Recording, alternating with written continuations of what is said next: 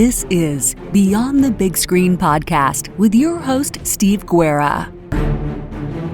Today we are joined by Ray Christian of What Ray's Saying podcast. We are going to have a conversation about the military, boot camp, life, and storytelling through the 1987 movie Full Metal Jacket.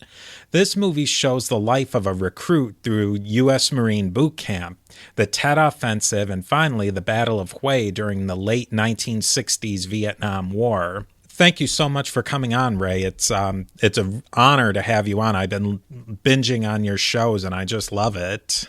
Well, let me tell the audience, I'll tell you a little bit about Ray. Ray Christian is a storyteller. He escaped the urban slums of Richmond, Virginia by joining the United States Army at 17. He served primarily as an infantryman paratrooper with the 82nd Airborne Division, among others, and 2 years as a drill sergeant. As a combat veteran, he earned the Bronze Star and retired after 20 years of service.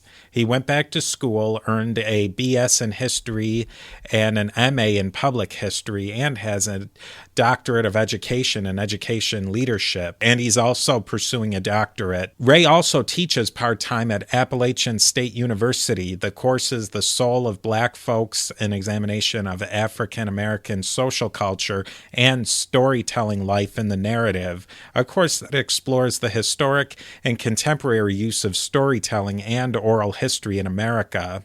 Ray shared his stories on the Moth main stage in the U.S. and Canada, and his stories have appeared in Reader's Digest, one of the best stories in America edition, and the most recent August 2017 edition of Now, and has been featured in the Moth Radio Hour, Snap Judgment, the Risk podcast, and Backstory. He's also a competitive storyteller at the Moth Story Slam and a Moth Story Slam champion. So, I mean, I really want to dig into this movie because your stories are going to be great, and I think it's going to be wonderful to hear your story as reflected through this popular movie.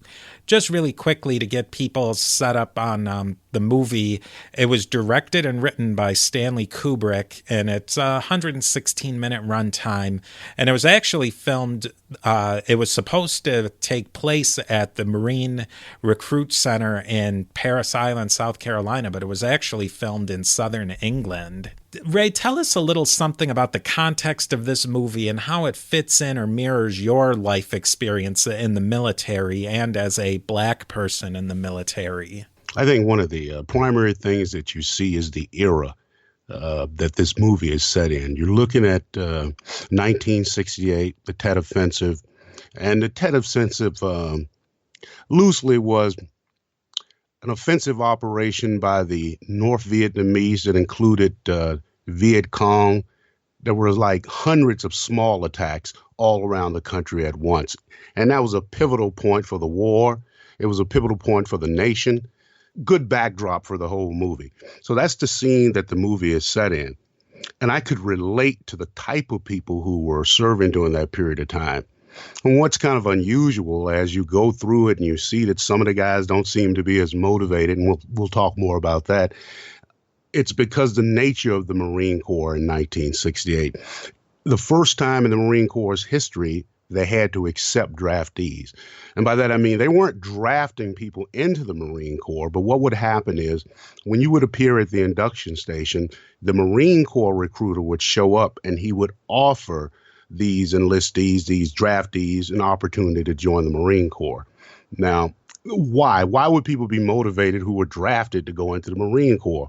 So the idea that the recruiters would sell was, one, unlike the Army, the Marine Corps has people who will fight. You're going to be with people who can fight better, fight more, have better training, and you get to be a Marine. You join the Army, you'll be around more people who will probably get you killed. That was the idea. That didn't work for a lot of people, but it worked for enough. So now what you have in the Marine Corps is a level of discontent or contempt for the types of recruits that were showing up in the Marine Corps for the first time in its history. And you get to 1968, we are at the apex of that. And that's where the movie really picks up.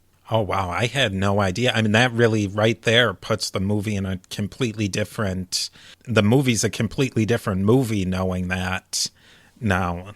Right, right. When you start looking at the individual characters and you wonder about why, how is this like a Joker? And we'll get into the characters. Why would a person like that even join the Marine Corps? That very first scene, we can maybe start talking about the characters. The drill instructor is just reaming everyone out, and he's making insults about hippies and why certain people would have joined the Marine Corps or not. Maybe I think that each of those characters is really an archetype, especially now that you know where you're standing from, and that you probably could, watching the movie again, see who were probably the ones who had volunteered and then ones who had like roundabout volunteered through being drafted. Right, right, right, right. And they were very aware of who the draftees were. And every comment that he's making is indicative of the attitude they would have had during that era.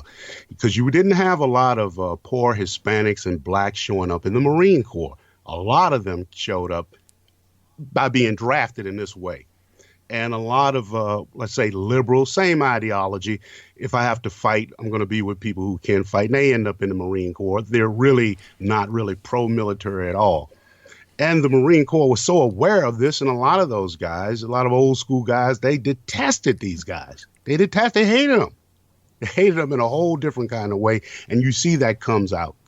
With the drill instructor, would he have been an archetypal drill instructor, or do you think that he was amped up more because there was so much that he detested probably half the people in that barracks? He would have been, that was pretty accurate. If you take it back in time, well, Army drill sergeants hadn't been around that long, probably not since the early 60s. Marine Corps drill instructors a little longer than that. But they would have had the same attitudes, say, in the beginning of World War II, about the guys who were drafted, who showed up in the Marine Corps in that era. The 50s, they did the same thing, where they detested the new generation. But this was the absolute worst. But the things that the drill instructor were saying were it seemed kind of amped up, but I can recall that that's pretty much the way it was. But what's unknown to soldiers that for the most part, drill sergeants and drill instructors, we practice those things. Those things are practiced, those comments. And there are always drill sergeants and drill instructors within the company who are a lot better at it than most. He would have represented all the best lines that any drill sergeant could have said during an entire cycle, which some I was already familiar with. Others were pretty unique. But that same general line of thinking, telling recruits that they're worthless, their generation isn't worth a damn, was pretty consistent. It's probably happening right now. There's always a critique of your generation from the drill sergeants. I remember that when I went through. Same thing. We were nothing. Trash, drug users. You want your afros, want to be pretty, long hair. They hated us. We looked shit. We weren't hippies. We're too young for that. They didn't care. But that was very accurate. Now, you would have come up about the next generation after those guys. What was the Army like? The Army of the post-Vietnam generation.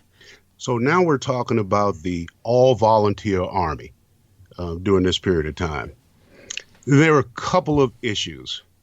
One, a lot of the sergeants, mid-level non-commissioned officers who were, say, leftovers from the Vietnam era, a lot of these guys, some of them, their competence level was pretty low because a lot of them were low-ranking soldiers in Vietnam.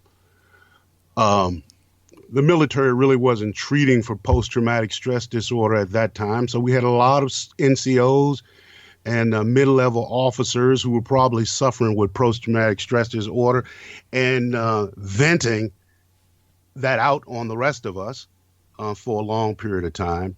Morale was really, really low in the military about that time. The military was bloated, and we had a lot of units doing a whole lot of nothing. The general distaste that the population had for the military was definitely felt by the Vietnam era guys. The Army was really, really, and I'd say the whole military was at a low point, probably from about 73 to 83. For about a 10-year period, there was a loss in some of the military traditions that Vietnam had just gutted. As a 17-year-old, what were your motivations for joining the military? And did you get a sense of any of those things going on, or was the military just, what was that feeling at that time? In the neighborhood, I can recall plenty of guys who were getting drafted, plenty of them who ended up in the Marine Corps. I can see in my mind's eyes these teenage guys that I knew were playing high school football, and within a year or two, they were drafted into the military. Some of these guys weren't the best scholars, or some of them were dropouts. They still ended up getting drafted. Anyway, in later years, there was still this thing in the community, in poor communities, that being in the military is better than doing nothing. And I think that when you come from a background that's harsh or hard or extreme, risking your life in a job is not that all unusual.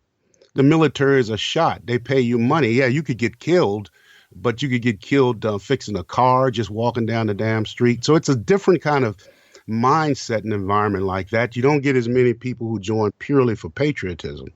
Now, my exact motivation was I thought I would check their block, get some respect. Maybe I'd get a little training. I had no intention of being a career soldier. And when I joined, there were a lot of people that had that same general reasoning. There were guys who graduated from high school or didn't graduate from high school, young, kind of athletic, didn't really have anything going, factory job, maybe. The military was interesting. And for me, I was also looking for the excitement angle. And that may not have been everybody's cup of tea, but I had that, had no other options. It was appealing to me. That sounds too like you were probably coming at a time where the factory jobs, it was probably on the horizon that some of those jobs weren't going to be there very long. Oh, it was becoming very, very clear as you saw people losing those jobs. I can remember when I was in high school, people actually dropped out of high school to get jobs at the tobacco factory. Now, thinking back in that time, minimum wage was about $3 an hour. Guys could drop out of high school and get a job at the tobacco factory for $6.50 an hour. And I can remember guys dropping out 10th, 11th, and 12th grade. But within about 2 years, all those guys were laid off from those factory jobs. It didn't last. Going back to the Army career and thinking about probably two things. A, how were Black people treated in the military, and what was the situation of racism in the military, say in the late 1960s, and then what had evolved come your time about 10-ish years later, 5 to 10 years later? Sure. In the 1960s, you're talking about guys who joined Black guys who joined the military who grew up in the Jim Crow era. And so they had some understanding of some ideas of social responses and social etiquette in a demeaning way. Then you had Black guys who came from other parts of the country who absolutely couldn't bear down to that. And they had problems with the military and the authority within the military structure. Now, for the most part, there was still some legacy racism in the military. They didn't have the checks and balances. The military had a need for minorities, but they kept them in kind of low-level jobs. There was a lot of harassment, again, very low level. Now, by the time I had joined, and you move into the all-volunteer military, there's still some issues. So many issues, in fact, as soon as you joined, they would give you whole lectures about race relations. Of course, they weren't very effective. They had sort of a 1960s hippie feel to them in those days. We laughed about that in later years. So it was pretty low end. Everything was there except the beads and flowers, and it was ridiculous. When the military got more sophisticated, by the time I had joined, now I'm going to say beyond about 10 years within my career, we had equal opportunity courses, real instructors. I actually became one where they sent you to school to learn about sociology. And human behavior and racism and history. And we talked about in a joking way these old race relation courses. If they did anything, they probably created race riots in the military. They were ridiculous, the ridiculous attempt or overly simplistic attempt by the military to get people to stop fighting each other and fight the enemy. You see, in combat, the only thing men fear is death. So all racial concerns and issues like that, you can throw them out the window. Men are going to fight for each other. They'll save each other's lives. They know what it takes to get along. You remove them from that threat, and these very same guys who were serving together in combat, the boy from Mississippi, guy from New York, black guy, who couldn't normally get along, they get along in combat, but when they would come back out of the field, they couldn't socialize at all. And we had a little of that in the military when I joined, the same kind of dynamic.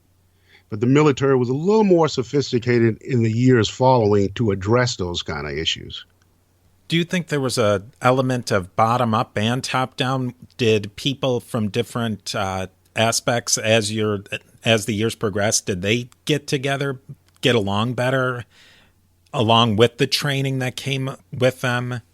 Sure. Training kind of drives people together as well. Almost all the training institutions or schools in the military, boot camp, basic training, the whole idea of all of them is to get you to work together as a team and start overlooking minor differences. Like I said, by the time I came along, the military was really pushing that particular point. Yeah, I'd say the bottom-up thing was probably pretty interesting. You'd see more diversity in the enlisted ranks than you would see among the officer corps. It was rare for me at that time, for a long time in my career, to see many black officers or any minority officers at all. It changed by the time I retired. But yeah, from the bottom up, a lot of concerns because a lot of groups of people came together who were naturally antagonistic from the places they come from. And that was a problem. It's a problem for morale. So they had to tackle that because we're not always in combat where people will bond. Spend a lot of time training and or thinking about training or planning training or going on leave or pass. And this is when soldiers have problems. This is when they have issues. The training, looking at the training scenes, how did military training go after or change after that? Did that become more sophisticated in the post-Vietnam era? Certainly, and here's something by way of example. During that period of time, when the movie is set, the Marine Corps basic training was 13 weeks long. Army basic training was 8 weeks long. And the Marine Corps maintained that for several decades, and I believe they may have went to 8 weeks as well, probably not more than 15, maybe 20 years ago. And here's the thing. The Marine Corps put a lot of emphasis on drill, marching, way more than the Army does. So when I looked at the movie, a lot of what we used to call downtime, that is outside of formal training, when you see the drill instructor marching with them in the barracks and he's saying, this is my rifle, this is your rifle, this is your gun, that particular scene, that's something that drill sergeants did all the time to reinforce drill. Because you're trying to use all the time you can because drill sergeants compete with other drill sergeants. And that's a level of pressure. There are things that they have to be trained on by a certain amount of time. You don't have a choice. That's part of the pressure of the drill sergeant that's being put on him to put pressure on them to get better and better. That's the only thing he has at stake. His evaluation is based on the number of soldiers, quality soldiers that he can get through training. So a lot of them, in some ways, they try to get rid of the weakest links. Sometimes using legal and not so legal means. But one of the major differences, and I wanted to get back to this in the training, is the amount of time spent doing things that were not what we consider today combat related. And as such, the Marine Corps stepped back from so much drill to more of their traditions like marksmanship. Those extra weeks of training really didn't give you a better field soldier. It gave you a better looking soldier, a better marching soldier. And the Army did as much as the same as they revamped basic training. But basic training for the Army had pretty much collapsed during the Vietnam era. For some organizations, basic training for the Army may have been 4 weeks. Some barely had basic training at all, maybe just a couple of weeks. This is our Vietnam era draft Army. So the quality of soldiers was really low. It improved during my era in one way and not so much in another way. During the draft Army, you got a variety of people of education and background levels traditionally. But at some point during the draft, people who had higher qualifications end up either getting out of military service or doing jobs that were not combat related. So you started getting some of your worst recruits in the combat arms. That's not the way it was in World War II.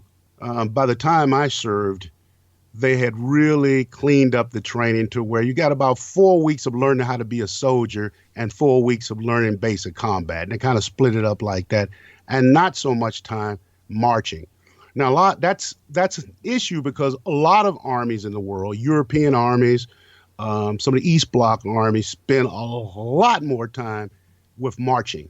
North Korea would be an example. When you see these Russian troops marching on those parades, that requires a lot of training time is put into that. A lot of time spent not learning how to use radios, communicating and navigating and shooting on the battlefield. That's the America's critique of that.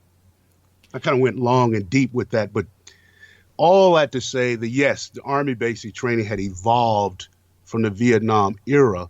When I joined, we still had a lot of Vietnam era drill instructors who still had their attitudes about us, but it did change completely. And now, a brief word from our sponsors. Do you think there were some pluses or minuses to that change in emphasis, or was it mostly all positive? You know, when soldiers can be very nostalgic, and it's difficult to get old soldiers to see those changes. A lot of them thought that changing the amount of time and the emphasis took away from the discipline that soldiers had in the past. But sophisticated research shows that really we weren't teaching them anything. We spent a whole lot of time in inspections, wall locker inspections. In later generations, it became more functional tasks. Some of the old guys wanted to get back to some of the little nitnoid things that emphasis was on in the past. And as time passed on, there was more emphasis on more practical skills. But some people still enjoy the past. And I watched the military transition, so I lived it, to watch it change from one generation to another. And then it's interesting that you said how there's pressure on the drill instructor, that there's for the lack of a better word, a curriculum that they have to have the recruits master by the end. What kind of pressure was on you as a drill instructor, and as going back to the movie to Staff Sergeant Hartman, what would have been the pressures on them to have these recruits meet some standard? All right, so every company of trainees who has a drill sergeant, every company has a series of standards and requirements that the recruits have to meet. It's all laid out for us on something called a POI, or a period of instruction. It's not just random. It may say they have to have 20 hours of instructions in this, drill and ceremony, 20 hours in first aid, or 40 hours in chemical warfare, 50 hours in rifle marksmanship. But it goes beyond that. It goes into telling you what needs to be taught on a specific day and what skill level they need to have at a certain point. And then you got to fight against soldiers and Marine recruits who are not up to those standards. You can't just leave them behind like you might do in a high school. You got to beat them into shape, because what's happening is other drill instructors are, and they're evaluated based on the numbers, based on everybody else. No drill instructor wants to have a company where he loses half the men, or half the guys can't get over the obstacle course, or a large number of the guys don't qualify. And so he's going to work them and punish them so that all of them can pass the PT test, the physical fitness test. If they don't, again, your evaluations are based on that. The commanders talk to drill instructors constantly about standards and how many people are getting through.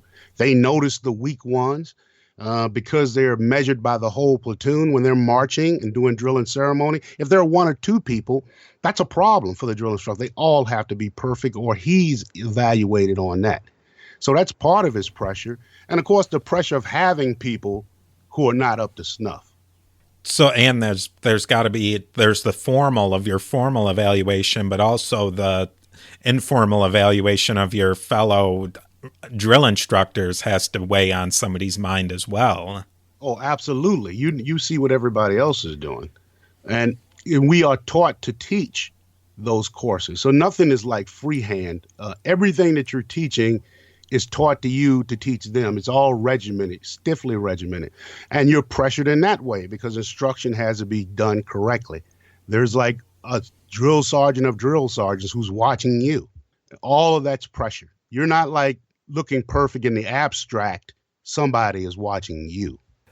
Then we get into the things that were certainly not by the regulations, such as the corporal punishment and the hazing probably doesn't seem like the right word, but the fellow trainees would put pressure on a trainee that was lacking, the one trainee who couldn't keep up and who was screwing up in different areas. They put pressure on him because they were getting pressure. What sort of things happened with that?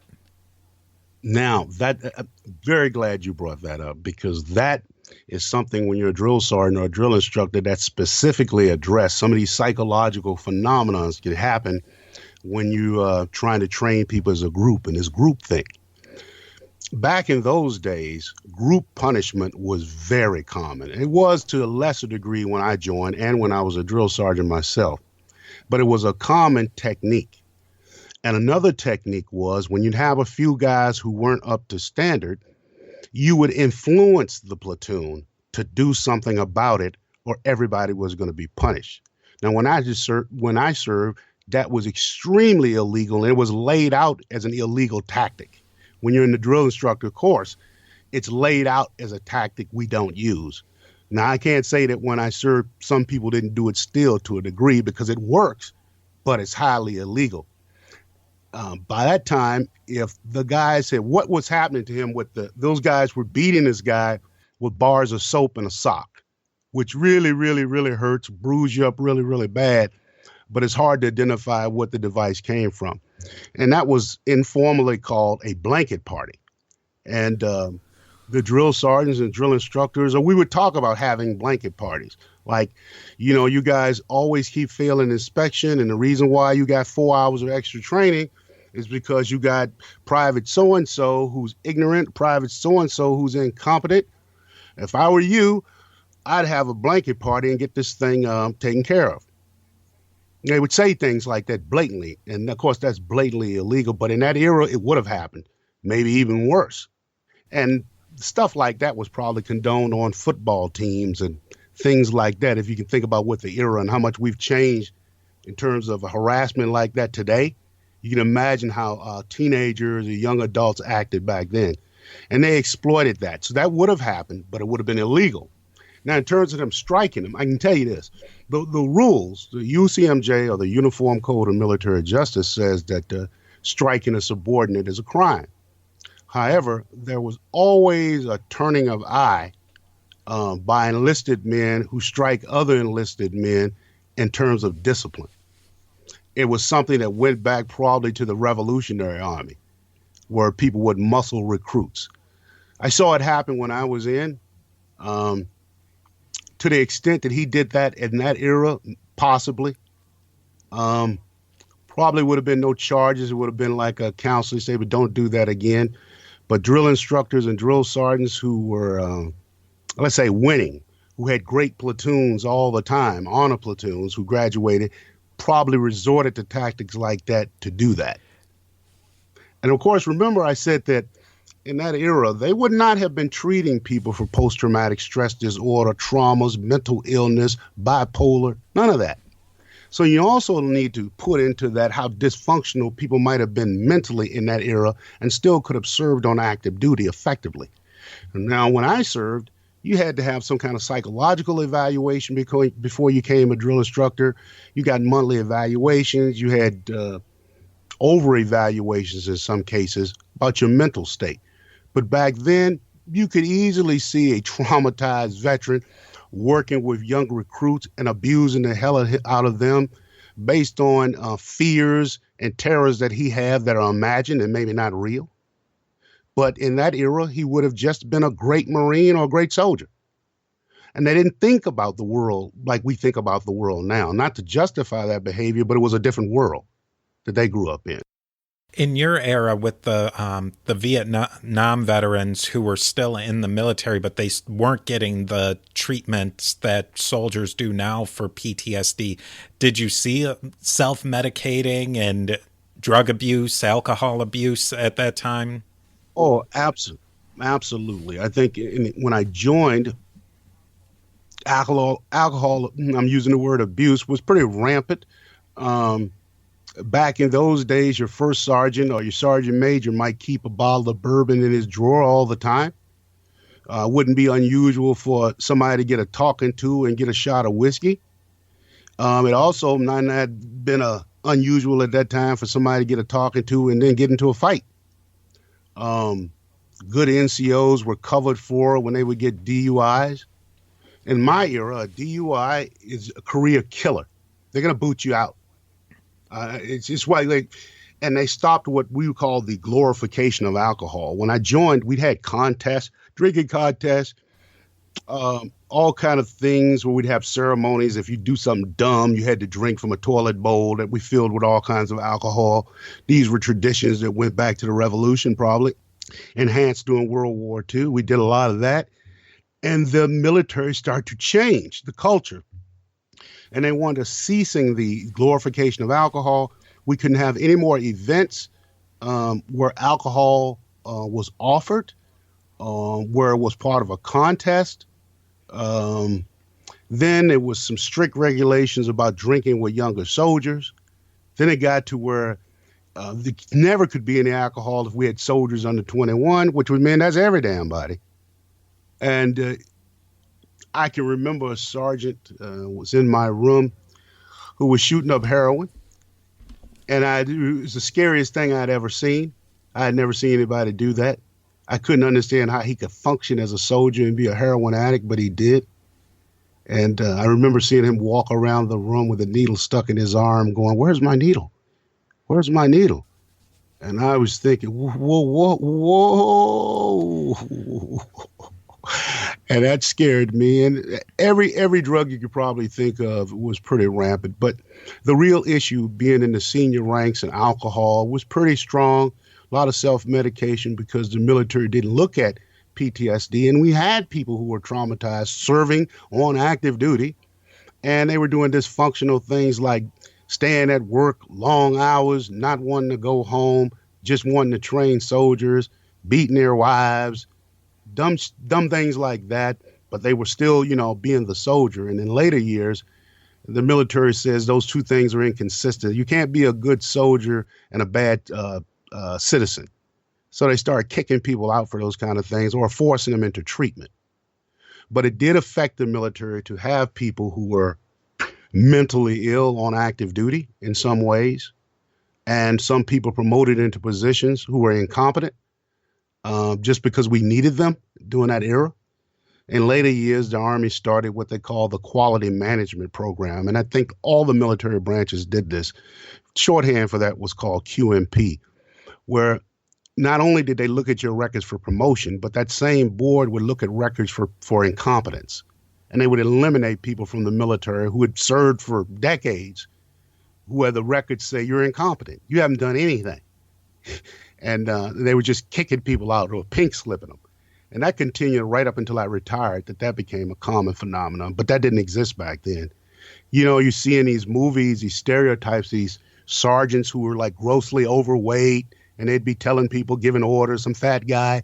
Got rid of people like that. That era died. There's no more fat sergeants sitting around giving orders, eating chicken, But they used to have them. But they got rid of all those guys. It'd make you crazy. You see a guy weigh 400 pounds in an Army uniform. Yucky. you know. But I can remember when I joined seeing that, and the military hid incompetent soldiers in different places. They could be, they could have been stellar combat veterans, chest full of medals, but now they're alcoholics and overweight, and they cuss people out. And they would keep these guys on active duty and hide them out. And you'd get an NCO like that with all these medals, maybe working in the gym. He'd be working, cutting grass, driving a forklift, or something mundane duty where he wasn't around troops. But in later years, that's just dead weight, because those guys still keep the rank. And the guys who want that rank can't get it because it's taken up by a guy cutting grass. And that's the problem we had in Vietnam. The Army was almost completely gutted of its senior non-commissioned officers because all of them, the vast majority, were trying to get out of Vietnam. So the culture was changing completely. Vietnam, lots of very, very young non-commissioned officers, and we'll talk about that part later in the movie. And they almost seemed leaderless, very, very young. Very, very young, and they rotated out a lot because all the senior and non-commissioned officers were doing these lame jobs, doing nothing. And that changed. Well, the policy changed later. You can't get promoted and do nothing. You can't keep your job in the rank without doing the job. So the military was like that, very bloated, a lot of people doing nothing. So when you look at Vietnam, we don't have our Korean and World War II veterans leading people in the field. We have sergeants who've only been in the Army 6 months, leading privates who are only going to be around for a few months, being led by officers who don't know nothing, who are only going to be there a year, by units that have no cohesion whatsoever. You don't know these people. You have no loyalty to the unit because you come in and out. You didn't come there together. You're not leaving together. You're an individual. All these kind of policies made it a weak military that I saw change dramatically while I was in. And now, a brief word from our sponsors. And that's interesting you bring that up because that does lead into the second half of the movie where it's actual combat in Vietnam. And you say how there's a lack of unit cohesion. And the name of the book that this movie was loosely based on was called Short Timers. And that seems to be a theme of the Vietnam War, is that people are, checking their calendars to when they can get out. Not great combat training, and then just the lack of general interest in being in the military. What did that have an effect on people actually in the field? It's difficult to talk about the very worst elements of it, but I will because it's necessary. Now, you think about all these combat veterans that actually existed in the military, all these Korean War and World War II era veterans that would have been in the senior ranks during the Vietnam era, why they weren't serving. Why they were choosing to get out of it, as opposed to trying to serve anymore. The training had gotten so bad and the quality of the soldiers and the Marines had gotten so low. Because what started to happen is, I maybe mentioned something earlier about the quality of draftees, because the way people were being drafted, the fairness, it had changed. All the quality people with higher levels of education, physical fitness, a little more sophisticated, easier to train, these people were finding ways to get out of the military.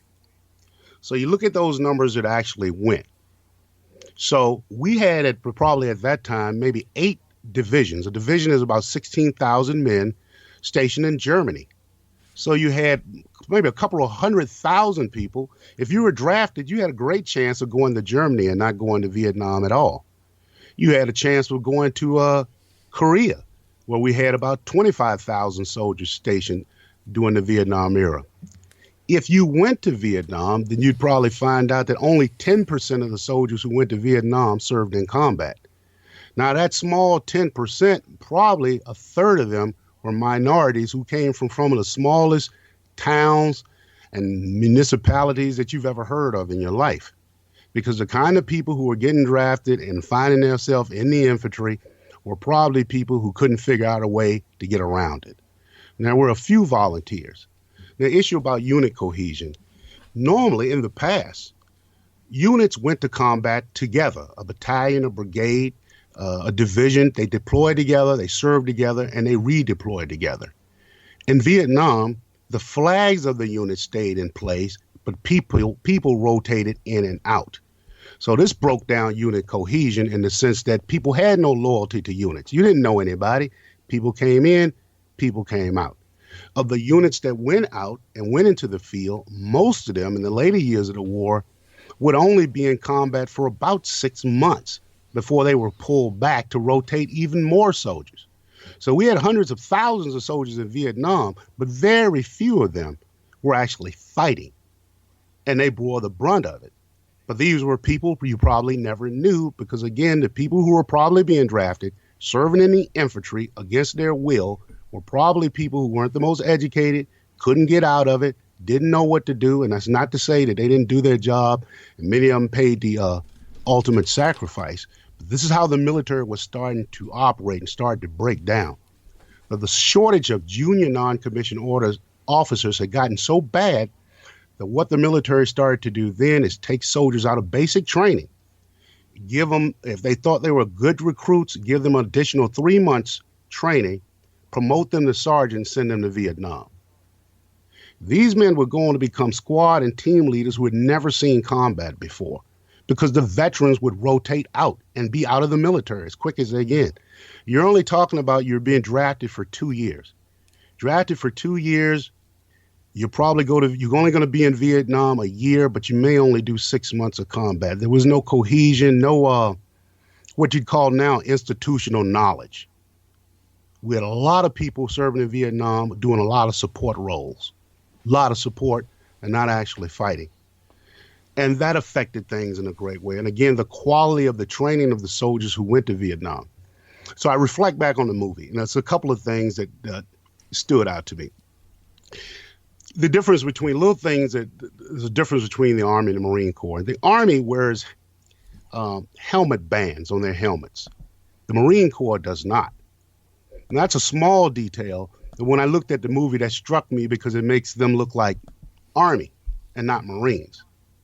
Marines are very distinct for that, not wearing headbands. That could have been a small period of time they played with them, but somebody who knows more than me could answer that. But that seemed kind of suspect. The way they were firing the machine gun totally couldn't happen in real life. The ammunition would jam up. The Hollywood thing is to have ammunition slung around your shoulder. You look like G.I. Joe with the bandanas like Pancho Villa. But in combat, they get tangled up and they get dirty and they foul the machine gun when they're like that.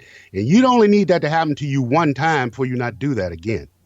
Because you'd be dead. You'd be dead. And but in Vietnam, you'd learn that lesson the hard way. You do it wrong and then you die. And so you don't get to do it again. That was something. They obviously didn't do a lot of rehearsal for the movie in terms of how they were shooting their weapons. They weren't aiming at things. But I would tell you that during the Vietnam era, we had soldiers who could barely disassemble their weapons, which would be totally implausible today with the infantry. Remember I said about the drill instructors being pressured to maintain training standards? You think about what it was for soldiers to end up in combat that incompetent because they needed the bodies. Today, they would kick you out. If you can't learn, you wouldn't be in. But back then, of course, you never know who was fooling, right? But when it comes to life and death, another major problem in Vietnam, I'm not sure if you're familiar with the term fragging. Yes. Fragging became a major problem to where the military had to produce a paper on this, on a study of fragging. Well, we had soldiers when their commanders and senior NCOs would try to stop them from doing things, maybe getting high out in the field, maybe go on more patrols. They'd want to get rid of them. They'd throw a grenade in his tent, in his fighting position, and blow him up and kill him. And there are several hundred incidents of fragging during the Vietnam era, but very few incidences of guys being court-martialed for it. It's nearly impossible to prove, right? It's a hand grenade. Probably a little more sophisticated today with forensics, how they could determine something like that. But with the fog of war, people blow themselves up with hand grenades by accident, but not having discipline, pulling out pins, fooling with them. So it could be chalked off to, in that era, they would call that misadventure. But it demonstrated a breakdown in discipline.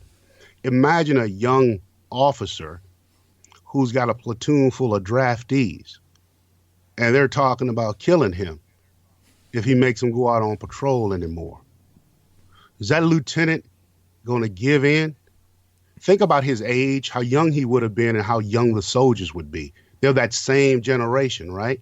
And he might cave to that and not let them go out on patrol, or avoid going on patrol, allow them to smoke dope, or don't do missions. They go outside the wire. They'd pretend they were going on patrol. They'd go maybe just a couple 100 meters outside the wire where they could hide out and basically send back reports and not do a damn thing, not conduct real patrols. That was a problem. Breakdown in leadership where young officers were afraid to give orders. There are many good units that served and many good units that did good things. But these types of incidents start to really, really just rack the military. Just a complete breakdown that they couldn't get back from. These are all the things the military wanted to prove in later years, to bring back or strengthen the NCO Corps, make officers better prepared, not let people get promoted to senior ranks and not do the actual job, you know. So yeah, about the training. Yeah, they're trained, and they did seem to be leaderless in combat. And when I was looking at those scenes, you don't see any senior non-commissioned officers. In fact, I don't think I witnessed but one sergeant. You don't see maybe one other officer who's just badgering about something, and missions that don't seem to have no purpose. They just walking. They just walking and shoot, waiting for things to happen. But I suspect that reminds me of movies, combat movies from the 1950s and 60s, where there's a lot of psychological backplay. And so you don't have a lot of combat, but you have a lot of time for military guys to be in a hole together to talk about social problems. And this seems to be the setup. That's real enough, a little over the top, but I see where they were trying to go with that. And it does play into the kind of trope that you'd see like in movies like Platoon, Apocalypse Now from that era. It kind of plays with that kind of thinking to show you the worst and ugliest humans that could probably exist. You know that scene where the helicopter gunner is shooting civilians on the ground, and Joker says to him, "Hey, how can you shoot women and children?" And he says, "Oh, you just don't lead them as much." That just seemed to be completely meaningless and arbitrary, but it does feed into the idea and the stereotype that people had of the Vietnam era and the Vietnam era soldiers. They were just random and wanted killers and miscreants. And, you know, if something like that had happened, one would assume that would be a major crime. You used to be flying the damn helicopter, guys just shoot people on the ground for the hell of it. And that's just a casual scene. But if you're the kind of person who gets some of their history and information from movies, that could be compelling to you if that's acted out well. I'm sure there are a lot of people who are not very familiar with military culture who look at a scene like that and say, this movie is very realistic. Wow, that's proof. Psychotic people served in the military. Yeah, they find the proof where they want it where they want to find it. Yeah, because it fits into lots of stereotypes. There are lots of things like that people go, yeah, because I saw that in 10 other movies. What was the evolution of tactics and gear from the Vietnam era into the end of your career in the modern day? Because, I mean, you look at a modern day soldier and they're just much better equipped and better armor and self-protection, and they have a lot more tools at their hands. What kind of tools did they have at their hands, and how did that evolve into what soldiers have today? So, at the beginning of the movie, the Marines are being trained with M14 rifles. They have wooden stocks and metal barrel and upper and lower receivers. And they were quite heavy. You see them transition in the movie. They're not using those rifles anymore. They're moved on to M16s, which were lighter. And when a few pounds doesn't seem like it's much, but for a soldier in the field, a pound makes a difference over a period of time. And so I saw the evolution of weapons. The M16s became better. Early M16s during the Vietnam era would have jammed a lot. from dirt and mud, and rust. And of course, what environment is a rifle supposed to be exposed to? So it required lots and lots of cleaning and maintenance. And another key indicator of unit morale in the field is the cleanliness of their weapons. They're so anal about that because so many soldiers have been killed because their weapons failed to function. And in that era, there was a lot of problems with that. We've had soldiers and Marines in that era who never fired their weapons at all during combat. That's another kind of problem.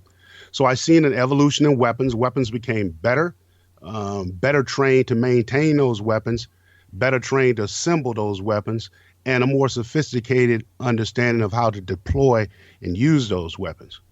We evolved from using World War II era helmets, which could stop no bullet on the modern battlefield.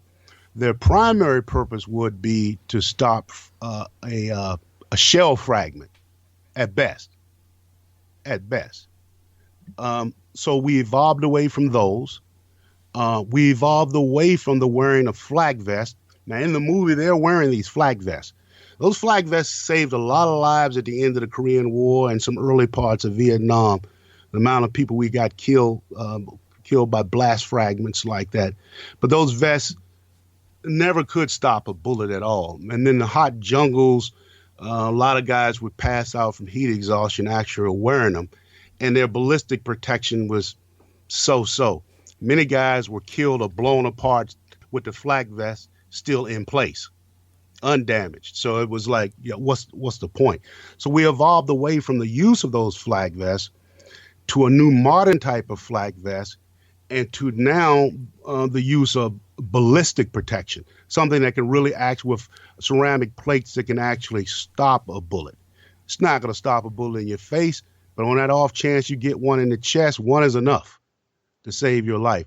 So we evolved from that. We evolved from even the boots we used to wear.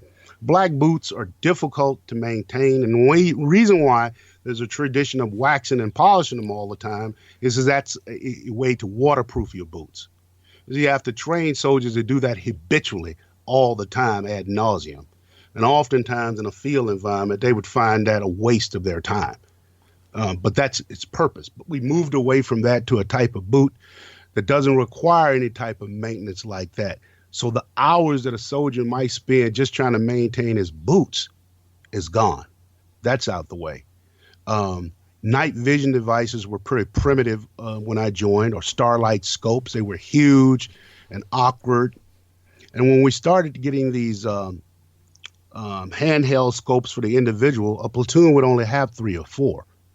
But today in the modern Army, every individual in a platoon or company will have night vision devices. They really do rule the night now. Night was always a scary time in combat during my era. We still had to function, but now the ability to do that has been magnified. So the personal equipment is a lot better. We were still wearing, I would say, Korean War era web gear. We had a lot of equipment, personal equipment, that came back from World War II that we were still utilizing. But I seen in a short period of time, things change. And from those steel pot helmets to the Kevlar, its first test was in Grenada. The guy was shot in the head. He survived. They put that one in the museum. Since then, probably 10,000, 100,000 soldiers, Marines, been shot in the head. And now it's not a big deal anymore. But I can remember the first use of that Kevlar helmet and how many people's lives. Of course, there are bullets who will penetrate the Kevlar, but that's not for all of them. It's just for the ones that it can stop. So that was a major change. Tactics got much, much better. Tactics were geared around the war you're trying to fight, not the last one. And the Vietnam era was a lot of tactics that were inappropriate for the environment and the time. The training would be like World War II era battlefields. Combat would be in the jungle. Now it doesn't happen that way. Units habitually train for the exact environment they will fight in and not just generic. So that's changed. And the quality of the people who join it, it's extremely better. It was difficult to get in the military. By the time I had about 10 years in, the quality of the people were much better. They were paying them better. The standards were higher for physical fitness, past indiscretions. So they stopped taking kids with GEDs. Interesting side note about this GED thing. I'll say this quick. This might be boring to you. The military established GEDs to give credit to people who were at least functionally literate when they retired. When they just got out the military. Because what they didn't want to have happen was this promise they made that everybody would get an education based on a GI Bill. They didn't want these guys going back to high school. And that did happen. And that was happening probably from about 45 until maybe in the 60s. And I want you to imagine the impact that has on a high school. You really want these guys shaving 3 times a damn day, served in combat in high school with your little girl? So give them a GED. The GED was only supposed to prove that you're functionally literate. It is not the same as high school. And I'm going to tie this all together. The military thought that the people who had GEDs, it showed that you had something in you could try harder. But they started to notice the people who had GEDs would get kicked out the military at very high rates. So they said, well, maybe it's a scoring. So they raised the score of the GEDs. Still the same statistics. People who have GEDs, they tend to drop out at higher rates. They raise the scores again, same problem. So they reevaluated the GED. Psychologists looked at it, and it turns out that the thing about graduating high school is not intelligence, it's character. That you can finish stuff, that you don't quit. The military is one big, giant, damn school. If you cannot do school, you really can't do the military. The military is school on steroids. And so it doesn't prove the same thing at all. And so now they won't accept soldiers with GEDs. And that's part of the transition, that you need soldiers smart enough to deploy the sophisticated equipment that the military uses today. You got to have math skills. You got to be able to understand and remember things. You better be able to read and write, use computers to do basic stuff. You don't need people with their fingers in their ears stomping on the grounds for landmines. So the military has changed. All to say that I saw over the years the quality of soldiers change. From seeing a lot of high school dropouts, the irony of seeing lots of college dropouts. There's still dropouts, but the quality is different. I saw lots of those by the time I retired. Guys with 1, 2, 3 years of college joined the military as opposed to high school. They're a little bit older, got more education. They know what they're trying to do. So the military evolved in terms of the quality of the soldiers and the quality of the equipment. In fact, in the 80s, we had a major jump in equipment all across the board. So it was different. And it is interesting that a college dropout, that could be somebody who's just figured out that college isn't right for them and they want to try something different. And that might be the person that you really want more so than somebody, if you can't hang through high school. Right. They like college guys. In fact, there's an incentive to pay them more now. And so you get paid, your pay is based on your education when you enlist. That's a hell of an incentive for a person who didn't graduate from college, but went beyond high school, that you can get several hundred, it may be, and I could be off, it's several $100s for every year that you went to college. Oh, wow. So, yeah, that's a big incentive. Oh, yeah, that's a big incentive, and if you got a college degree, that could be very nice. They're going to make you beyond a private. You'd be an E4 specialist or a corporal is what they do with the ones who have more than 3 years of college. They don't even start them off as privates anymore. So those things are different. The pay is much better than you could have imagined in that era. I guess they didn't feel like they had to do much for draftees, did they? What was they didn't do in this movie any sort of postscript of what happened to these people after their time in the military, assuming that any of them stayed on as a career in the service. What was it like for you, that transition of 20 years and then into retirement? And what is the general situation of how when people retire, especially back then? I mean, I'm sure throughout your career you saw people retiring along the way. What was it like? I think in my younger years, my earlier years in the military, I watch people retire into obscurity, into really low-end jobs. It is not complimentary to see your former first sergeant sweeping the floors at the headquarters building because he's got a civilian job with a janitorial firm.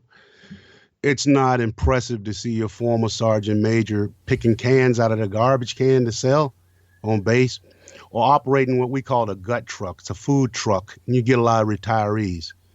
In my era, we would look at guys like that and say, man, that's exactly what I don't want to happen to me when I retire. You know, a lot of these guys from that era did not go to school while they were in the military. They were just being soldiers. And when they retired, they didn't have anything to really go to. Some of them still wanted to be around the military. Some of them didn't transition very well. Some of them got out of the military mentally ill or physically upset. Over the years, I saw this change in how well developed a program was for your retirement to transition you out of the military. But still, for enlisted guys, unlike officers, when you retired, there was always that you got more work life in you. And military life is not like civilian life in the sense that a year in the military is like 5 or 6 years as a civilian. When you retire 20 years in the military, it's like you worked that job 45 years. But people were often impressed at how young I was when I retired, and I was exactly 37 years old. And I had spent 20 years in the Army, and it seemed like like that was impossible, but those 20 years were hard ass years on my body and on my mind. And that's still an issue. A lot of officers have better opportunities, but in the years since I retired, I saw myself in graduate schools with former officers wondering, well, how could you retire as a lieutenant colonel and you can't get a job unless you go to graduate school? And you started wishing and thinking the military was really pushing education, maybe my last 5 years in, really pushing extra hard. And a new generation of soldiers, they don't just sit around the barracks, they go to college. And that was different. Many of us who retired when I retired used to talk about, wow, what if we had just went to school a little bit over a 20-year period of time? We'd have degrees now. We were all about being the killers. Wasn't thinking about post-retirement. But I think the present military is highly focused on post-retirement. We don't want to send people back out into the community who are mentally ill, who can't function properly. Now, this doesn't account for most people in the military, but a small segment find the transition out of the military quite difficult. And I found some difficulties. Most of it has to do with my expectations for people. In the military, if you go to an office or something has to be done, it has to be done. What time it is doesn't matter. That paperwork will get finished. It doesn't matter if the job requires 3 people and it's only 2, they'll do it. I had to learn that in the civilian world, it doesn't work like that. The transition into the civilian world can be a lot more difficult. And I had to learn to accept the fact that I was in an environment where people cannot do things if they don't want to. You can't force anything. There's no orders you could give people who work in the bureaucracies or in other environments. And I've spoken to a lot of retired guys, and that's all of us end up finding that same thing. You think you could just say, this is the right thing to do. And they go, no, I don't have to do the right thing because the rules say I don't have to.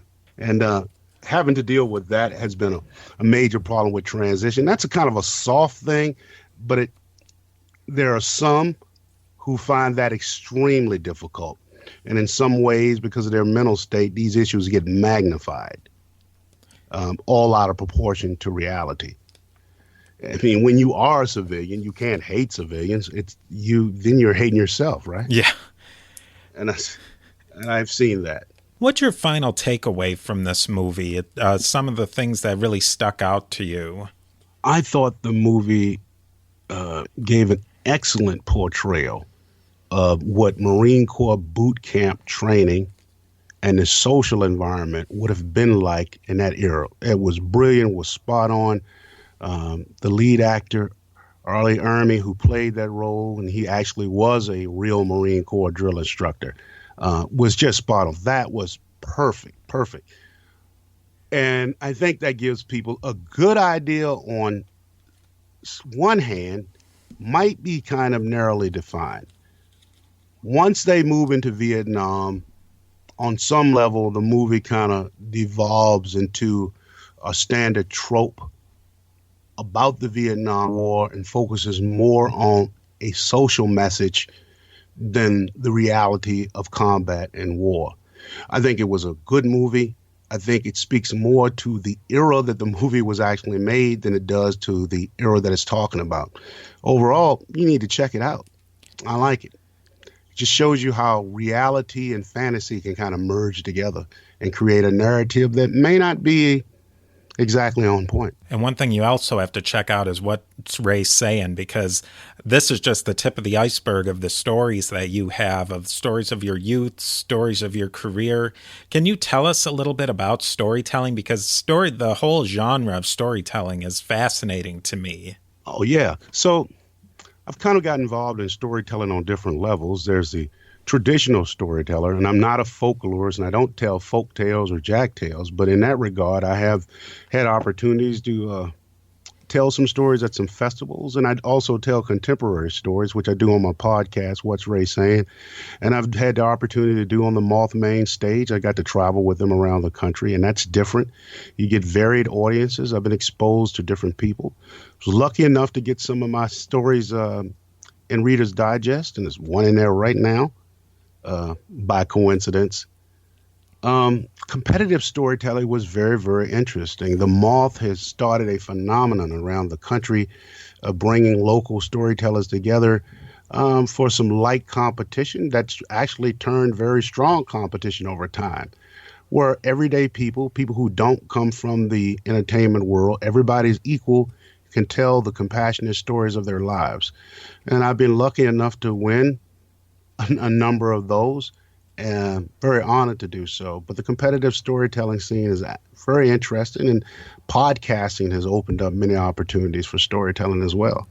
Is storytelling at the competitive level, how are you judged on your story? Is there a format that you're expected to fit into? Or, I mean, that's an interesting thing, because people can tell stories, and stories are great. I don't know how I would evaluate one story versus the next. I get asked that question a lot. So first thing, this ain't the Olympics. The judges will not be people who are professionals and well-trained and experts in their field. The audience the judges are picked from the audience. Anybody at random.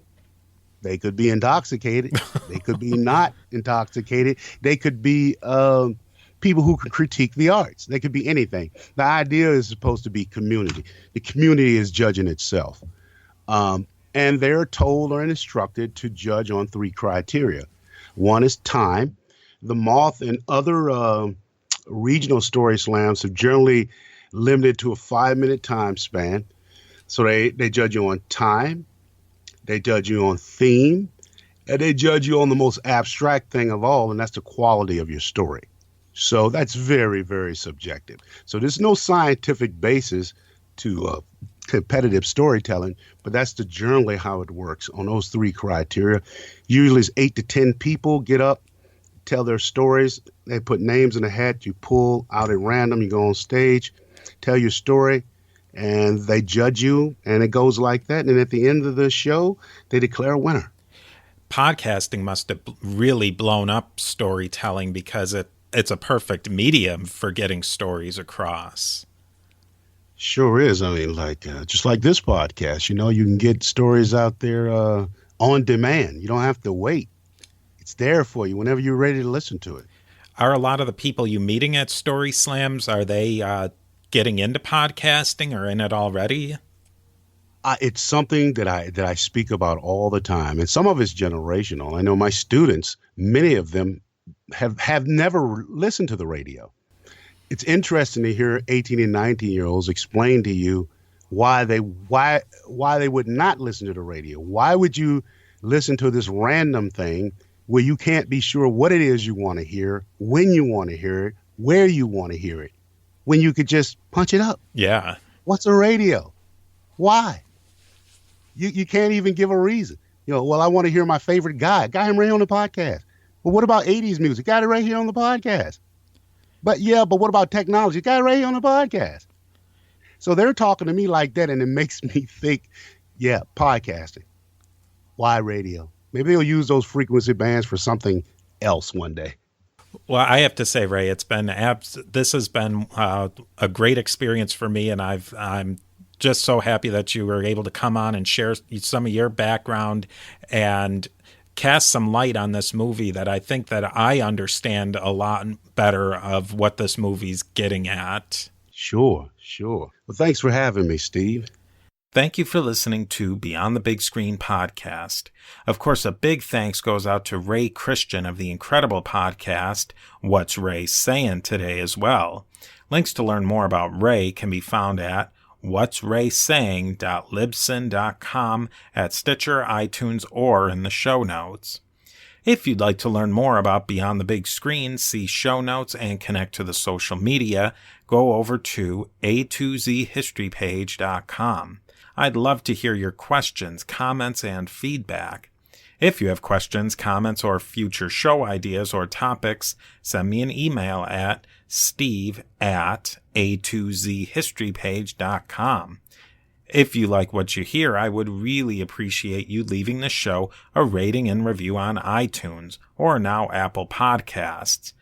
Ratings and reviews really help a great deal to let me know what you think about the show and how to make the show better.